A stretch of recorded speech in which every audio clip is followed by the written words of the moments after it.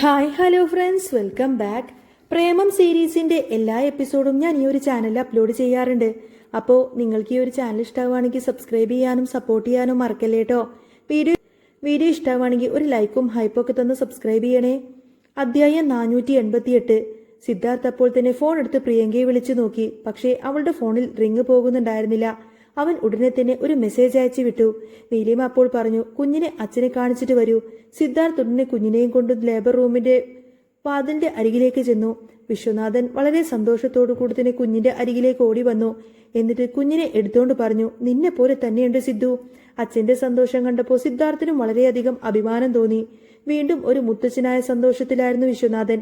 അപ്പോൾ അയാൾക്ക് കുഞ്ഞിനെ തിരികെ കൊടുക്കാൻ തോന്നിയില്ല. കുഞ്ഞിനെ നോക്കിക്കൊണ്ടിരുന്നു. അവന്റെ മുഖത്തും സന്തോഷം പ്രകടമായിരുന്നു. കുഞ്ഞിനെ തിരികെ ഏൽപ്പിക്കാൻ അയാൾ തയ്യാറല്ലായിരുന്നു. അതുകൊണ്ട് നഴ്സ് വന്ന് ചോദിച്ചപ്പോൾ വിശ്വനാഥൻ സിദ്ധാർത്ഥിന്റെ കൈകളിൽ തന്നെ തിരികെ കൊടുത്തു. സിദ്ധാർത്ഥ് കുഞ്ഞിനെയും കൊണ്ട് തിരികെ നീലിമയുടെ അരികിലേക്ക് പോയപ്പോൾ വിശ്വനാഥൻ അവിടെ നിന്ന് സൂര്യയും കൂട്ടി പുറത്തേക്ക് നടന്നു. ഹോസ്പിറ്റലിൽ വിതരണം ചെയ്യാൻ മധുരം വാങ്ങാനായിട്ടാണ് അയാൾ പോയിരുന്നത്. ലേബർ റൂമിൽ നിന്നും നീലിമയെ പിന്നീട് ഒരു വാർഡിലേക്ക് മാറ്റി. അപ്പോഴെല്ലാം മല്ലികാമ്മക്ക് ഓക്കെ ആയിരുന്നു. മല്ലിക നീലിമക്കരികിലുള്ള ഒരു ബെഡിൽ കൊണ്ട് കിടത്തിയിരുന്നു. മല്ലിക നീലിമയുടെ കുഞ്ഞിനെ നോക്കി. എന്നിട്ട് പറഞ്ഞു, ഇത്രയൊക്കെ അനുഭവിച്ചതല്ലേ, അതിന് ദൈവം നിനക്ക് തന്നതായി മോനെ. നിനക്കിനി നല്ലത് മാത്രമേ സംഭവിക്കുള്ളൂ മോളെ. മല്ലികാമ്മ പറഞ്ഞത് കേട്ട് നീലിമ അവരെ നോക്കി പുഞ്ചിരിച്ചു. ജീവിതത്തിൽ ഒരുപാടധികം പ്രശ്നങ്ങൾ നേരിട്ടുണ്ടെങ്കിലും ഇപ്പോൾ വളരെയധികം സമാധാനത്തിലാണ് ജീവിതം മുന്നോട്ടു പോകുന്നത് എന്നോർത്തപ്പോൾ അവൾക്ക് സന്തോഷം തോന്നി. അവൾ കുഞ്ഞിനെ തന്നോട് ചേർത്ത് വെച്ചു. അവൾ ഒരു പേരിടണമെന്ന് സിദ്ധാർത്ഥിനോട് ചോദിച്ചു. എന്ത് പേരാ നിങ്ങൾക്ക് അന്ത് വെച്ചിട്ടുള്ളത്? സിദ്ധാർത്ഥ് അപ്പോൾ തന്നെ ആ ഒരു പേര് പറഞ്ഞു. പേര് നീ തന്നെ തീരുമാനിക്ക്. എനിക്കങ്ങനെ പേരിടാനൊന്നും അറിയില്ല. മാത്രമല്ല ഒട്ടും മനസമാധാനമില്ലാത്തതുകൊണ്ടാ ഞാൻ അതൊന്നും പ്ലാൻ ചെയ്യാതിരുന്നത്. ഇപ്പോഴാ സത്യത്തിൽ ഒന്ന് ശ്വാസം നേരെ വീണത്. അശ്വിന്റെ ജനനം എനിക്ക് നേരിട്ട് കാണാൻ ഭാഗ്യമുണ്ടായിരുന്നില്ല. എങ്കിലും ഈ അനുഭവം ഞാൻ ജീവിതത്തിൽ ഒരിക്കലും മറക്കില്ല. ജനിച്ചു വീണപ്പോൾ തന്നെ എന്റെ കുഞ്ഞിനെ കയ്യിലെടുക്കാൻ പറ്റിയല്ലോ. ഞാനിപ്പോ ഹാപ്പിയാണ്. അവൻ നീലിമയുടെ കൈകൾ ചുംബിച്ചുകൊണ്ട് പറഞ്ഞു. നീലിമ സന്തോഷത്തോടെ അവനെ നോക്കി. എന്നിട്ട് പറഞ്ഞു, എങ്കിൽ കുഞ്ഞിനെ ഞാൻ ഒരു പേര് കണ്ടുവച്ചിട്ടുണ്ട്. നിനക്ക് ഇഷ്ടപ്പെടുമോ എന്നൊന്നും അറിയില്ല. നീലിമ പറഞ്ഞു. എന്ത് പേരാണ് അവൾ കണ്ടുവച്ചത് എന്നറിയാൻ സിദ്ധാർത്ഥും അവളെ നോക്കി. ആരവ് വിശ്വനാഥ്. അശ്വിന്റെ പേരിനോട് വളരെ സാമ്യമുള്ള പേരായതുകൊണ്ട് തന്നെ അവർക്ക് അത് ഇഷ്ടപ്പെടുകയും ചെയ്തിരുന്നു.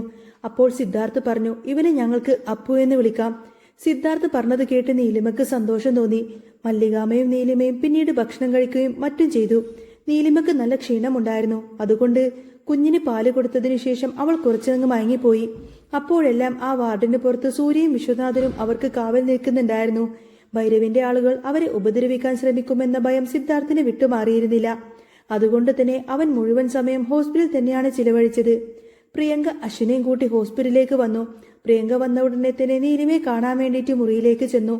സൂര്യ അവൾക്ക് ഫോട്ടോസ് എല്ലാം അയച്ചു കൊടുത്തിരുന്നത് കൊണ്ട് കുഞ്ഞിനെ അവൾ മുൻപേ കണ്ടിരുന്നു. എന്നിരുന്നാലും അവൾക്ക് കുഞ്ഞിനെ നേരിട്ട് കാണാതെ സമാധാനം കിട്ടില്ല എന്നൊരു അവസ്ഥയിലായിരുന്നു. നീലിമ ഉറങ്ങിക്കിടക്കുന്നത് കണ്ട് കുഞ്ഞിനെ എടുത്ത് അല്പസമയം കുഞ്ചിച്ചതിനു ശേഷം അവൾ മുറിക്ക് പുറത്തു ചെന്നിരുന്നു. അശ്വിൻ കുഞ്ഞിന്റെ അരികിലേക്ക് ചെന്നു. സിദ്ധാർത്ഥിന്റെ ഒപ്പമാണ് അശ്വിൻ നീലിമയുടെ അരികിൽ ചെന്നത്. ആ സമയം നീലിമ കണ്ണു തുറന്നു. പിന്നീട് പ്രിയങ്കയും അവർക്ക് അരികിലേക്ക് ചെന്നിരുന്നു. എന്നിട്ട് നീലിമയോട് പറഞ്ഞു, ഞാൻ ഒരുപാട് നേരമായി വന്നിട്ട് മാഡം. ഉണർന്ന ശേഷം പോവാമെന്ന് കരുതി. കുഞ്ഞിനെ കണ്ടു. സിദ്ധാർത്ഥിനെ പോലെ തന്നെയുണ്ട്. അവൾ പറഞ്ഞത് കേട്ട് നീലിമ ഒന്ന് ചിരിച്ചു. എന്നിട്ട് പറയുന്നുണ്ട്, നീ ഇന്നലെ രാത്രി വീട്ടിൽ വന്നതുകൊണ്ടാ എനിക്ക് സമാധാനമായി ഇരിക്കാൻ പറ്റി. ഇന്നുകൂടി അശ്വിന്റെ കൂടെ നിൽക്കുമോ? അവന് ഹോസ്പിറ്റലിൽ നിർത്താൻ സാധിക്കില്ല. മല്ലികാമ്മക്ക് ഇന്ന് പോവാനും കഴിയില്ല. അതുകൊണ്ടാ. അത് കേട്ടപ്പോ പ്രിയങ്ക പറഞ്ഞു, ഉറപ്പായിട്ടും അശ്വിനെ ഞാൻ നോക്കിക്കൊള്ളാം. അവൾ പറഞ്ഞത് കേട്ട് നീലിമ വളരെ ആശ്വാസത്തോടെ അവളെ നോക്കി. അപ്പോ അശ്വിൻ കുഞ്ഞിനെ നോക്കുന്നുണ്ടായിരുന്നു. അവന്റെ കണ്ണുകളിൽ വല്ലാത്ത അതിശയമുണ്ടായിരുന്നു. തനിക്കൊരു അനിയൻ ജനിച്ചിരിക്കുന്നു എന്ന് ആലോചിക്കുമ്പോൾ അവന് സന്തോഷം തോന്നി. അവൻ കുഞ്ഞിനെ പേര് വിളിച്ചുകൊണ്ടിരുന്നു. സിദ്ധാർത്ഥ് അവൻ വന്നപ്പോൾ തന്നെ കുഞ്ഞിന്റെ പേരും മറ്റും പറഞ്ഞു കൊടുത്തിരുന്നു. അവൻ അപ്പു എന്നാണ് കുഞ്ഞിനെ വിളിച്ചത്. അവന് അനിയനെയായിരുന്നു വേണ്ടിയിരുന്നത് എന്ന് മുൻപേ തന്നെ പറഞ്ഞിരുന്നു. അതുപോലെ തന്നെ അനിയൻ ജനിച്ചതിൽ അവൻ വളരെയധികം സന്തോഷം തോന്നി. താനിപ്പോ വലിയൊരു കുട്ടിയായിരിക്കുന്നു എന്ന് അശ്വിൻ ചിന്തിച്ചു. മല്ലികാമ്മയും നീലിമയും രാത്രി എവിടെയായിരുന്നു എന്നൊന്നും അവൻ അറിഞ്ഞിരുന്നില്ല. എങ്കിലും അവർക്കെന്തോ ബുദ്ധിമുട്ട് വന്നിട്ടുണ്ടെന്ന് അശ്വിൻ മനസ്സിലാക്കിയിരുന്നു. അതുകൊണ്ട് തന്നെ അവൻ മല്ലികാമ്മയോട് ചോദിച്ചു, മുത്തശ്ശിക്ക് സുഖമാണോ? അവൻ തന്റെ അരികിൽ വന്ന് ചോദിക്കുന്നത് കേട്ടപ്പോൾ മല്ലികാമ്മ അവനെ ചേർത്ത് പിടിച്ചുകൊണ്ട് പറഞ്ഞു, മുത്തശ്ശിക്ക് സുഖമാണല്ലോ, മോന് സുഖമല്ലേ? അശ്വിനെ ചുംബിച്ചുകൊണ്ടാണ് മല്ലികാമ്മ പറഞ്ഞത്. അപ്പോ സുഖമാണെന്ന് അവൻ തലയാട്ടി. അവൻ സത്യത്തിൽ വളരെയധികം സന്തോഷത്തിലായിരുന്നു.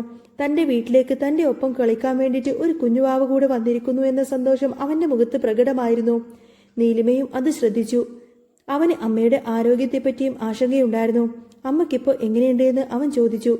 അമ്മക്ക് കുഴപ്പമൊന്നുമില്ല അച്ചു. നല്ല കുട്ടിയായിട്ട് നീ വീട്ടിലിരിക്കണം കേട്ടോ. അമ്മ ഉടനെ അങ്ങ് വരും. അത് കേട്ടപ്പോൾ അശ്വിൻ പറഞ്ഞു, ഞാൻ കുഞ്ഞുവാവയെ വിട്ട് വീട്ടിലേക്ക് പോവില്ല. അവൻ അങ്ങനെ പറഞ്ഞത് കേട്ട് സിദ്ധാർത്ഥ നീലിമയൊന്ന് നോക്കി. ഹോസ്പിറ്റലിൽ അവനെ നിർത്താൻ അവർക്ക് സാധിക്കുമായിരുന്നില്ല.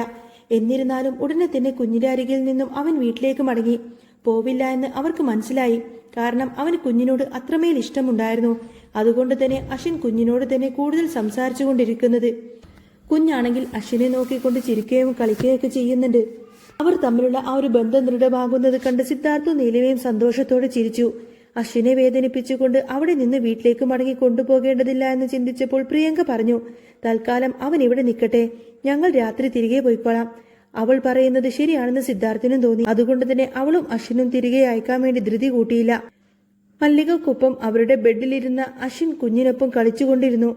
സിദ്ധാർത്ഥിന്റെ ഹോസ്പിറ്റലായതുകൊണ്ട് തന്നെ അവർക്ക് അവിടേക്ക് ഒരുപാട് സ്വാതന്ത്ര്യം ലഭിച്ചിരുന്നു. എന്നിരുന്നാലും സിദ്ധാർത്ഥ് ഇപ്പോൾ വളരെയധികം കരുതലോടുകൂടിയാണ് നിന്നത്. തന്റെ അമ്മ ഇപ്പോൾ നീലിമ പ്രസവിച്ചത് അറിഞ്ഞു കാണുമെന്നും അവർ ശ്രമിക്കാൻ പോകുന്നത് തന്റെ കുഞ്ഞിനെ തന്നിൽ നിന്നും എങ്ങനെ പിരിക്കാനായിരിക്കുമെന്നും അവന് തോന്നി. തന്റെ കുഞ്ഞിനെയും നീലിമയും പിരിക്കുന്ന കാര്യം അവന് ചിന്തിക്കാൻ പോലും പറ്റിയില്ല. അവൻ ഹോസ്പിറ്റലിൽ നിന്നും തിരികെ ഓഫീസിലേക്ക് മടങ്ങാൻ പോലും തോന്നാതെ ഇരുന്നതിന്റെ പ്രധാന കാരണം അതുതന്നെയായിരുന്നു. അവൻ വാർഡിൽ നീലിമയെ ശ്രദ്ധിക്കാനായി ഒരു സെക്യൂരിറ്റി ഗാർഡുകളെ നിയമിച്ചിരുന്നു. അവർ പുറത്ത് ജാഗരൂകരായി നടന്നുകൊണ്ടിരുന്നു. അവിടെ അപരിചിതരാരെങ്കിലും കയറി വരുന്നത് അപകടമാണെന്ന് സിദ്ധാർത്ഥ കരുതി. നീലിമയെ മറ്റൊരു മുറിയിലേക്ക് മാറ്റാൻ അവൻ ശ്രമിച്ചിരുന്നു. എന്നാൽ കുറച്ചു സമയം നിർബന്ധമായും ആ വാർഡിൽ തുടരേണ്ടതുണ്ടായിരുന്നു. അതുകൊണ്ട് തന്നെ വൈകുന്നേരമാണ് അവർക്ക് അവിടെ നിന്നും മാറാൻ സാധിച്ചത്. ആ മുറിയിൽ പരിചയമില്ലാത്ത ഒരാളെയും സെക്യൂരിറ്റി ഗാർഡുകൾ കയറ്റിവിട്ടിരുന്നില്ല. ഡോക്ടർമാരും നഴ്സുമാരും മാത്രമാണ് അങ്ങോട്ടേക്ക് പ്രവേശിച്ചത്. പ്രിയങ്കയും മല്ലികാമയും അശ്വിനും നീലിമയുടെ അരികിൽ തന്നെ ഉണ്ടായിരുന്നു. പുറത്ത് വെയിറ്റ് ചെയ്തിരുന്ന അരികിലുള്ള ചെയറിൽ സിദ്ധാർത്ഥും വിശ്വനാഥനും സൂര്യയും ഇരുന്നു. സിദ്ധാർത്ഥന്റെ ജീവിതത്തിലേക്ക് ഒരു കുഞ്ഞുകൂടി വന്നതുകൊണ്ട് തന്നെ ഭൈരവ് വളരെയധികം അസ്വസ്ഥനാണെന്ന് അവർക്കെല്ലാവർക്കും വ്യക്തമായിട്ട് അറിയാമായിരുന്നു. അതുകൊണ്ട് തന്നെ എല്ലാവരും കുഞ്ഞിന്റെയും നീലിമയുടെയും സുരക്ഷയെപ്പറ്റി മാത്രമായിരുന്നു ചിന്തിച്ചുകൊണ്ടിരുന്നത്.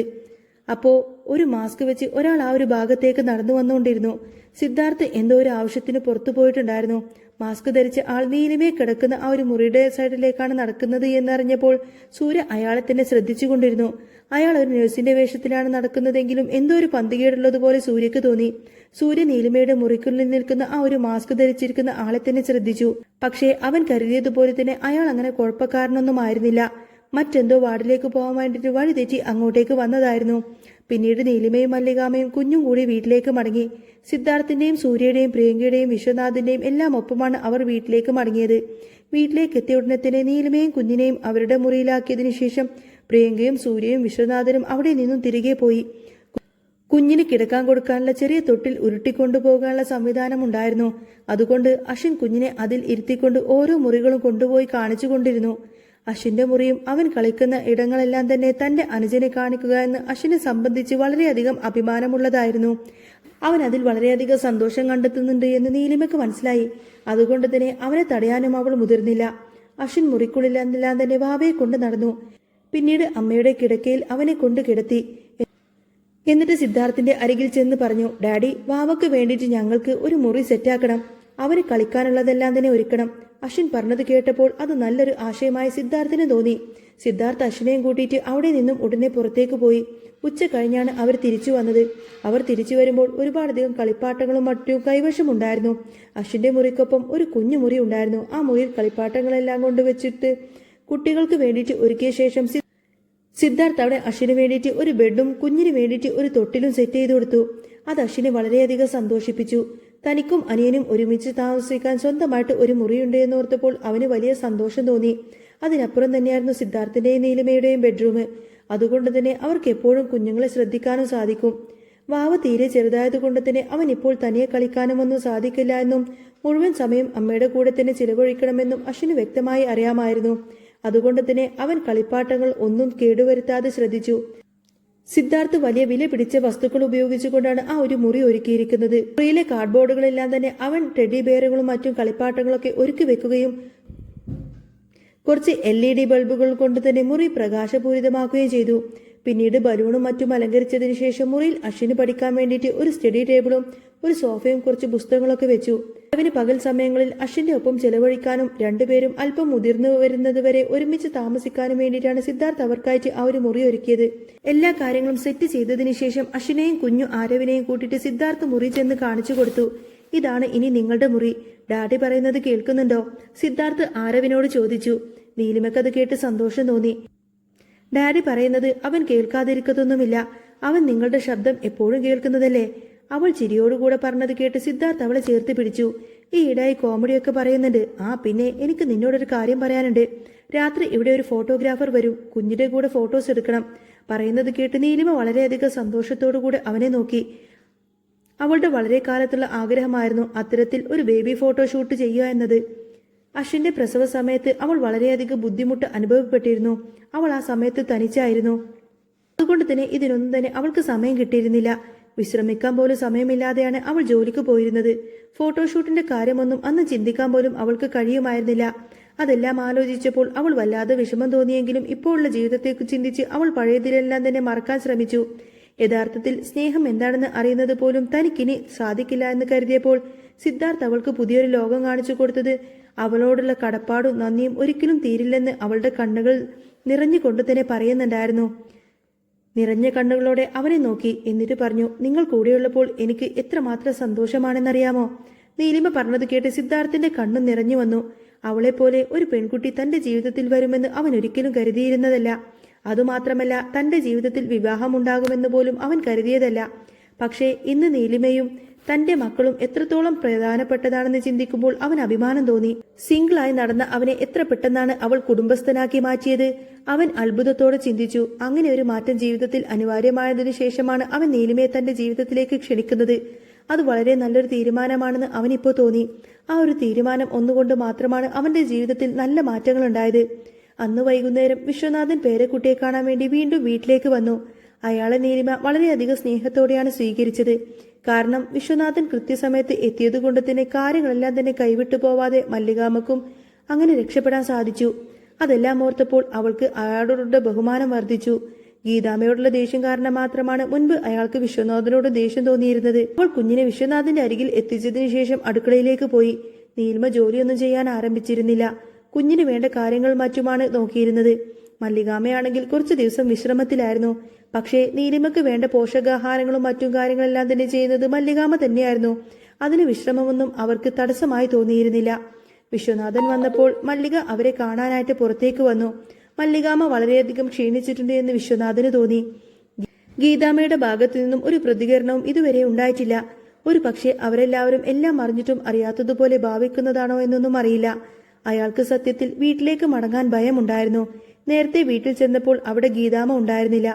എങ്കിലും താൻ ഇനി തിരിച്ചു ചെല്ലുമ്പോൾ അവിടെ ഗീതാമ്മ ഉണ്ടാകുമോ എന്ന് അയാൾക്ക് പേടി തോന്നി. മല്ലികാമ്മയെ താൻ രക്ഷിക്കാൻ ശ്രമിച്ച കാര്യം ഭൈരവ് ഉറപ്പായിട്ടും അവളോട് പറഞ്ഞു കാണുമെന്ന് അയാൾക്ക് തോന്നി. അതുകൊണ്ട് തന്നെ ഗീതാമ്മ ഇനി എങ്ങനെയായിരിക്കും അതിന് പ്രതികരിക്കാൻ പോകുന്നത് എന്നറിയാതെ വിശ്വനാഥൻ ആകെ ഭയത്തോടെ ഇങ്ങനെ നോക്കി നിൽക്കുന്നതും കാണിച്ചുകൊണ്ടാണ് കേട്ടോ എപ്പിസോഡ് പൂർണ്ണമാവുന്നത്. അപ്പോൾ നിങ്ങൾക്ക് ഈ ഒരു ചാനൽ ഇഷ്ടമാവുകയാണെങ്കിൽ സബ്സ്ക്രൈബ് ചെയ്യാനും സപ്പോർട്ട് ചെയ്യാനും മറക്കല്ലേ. നെക്സ്റ്റ് വീഡിയോ ഉടനെ വരാം. ബൈ.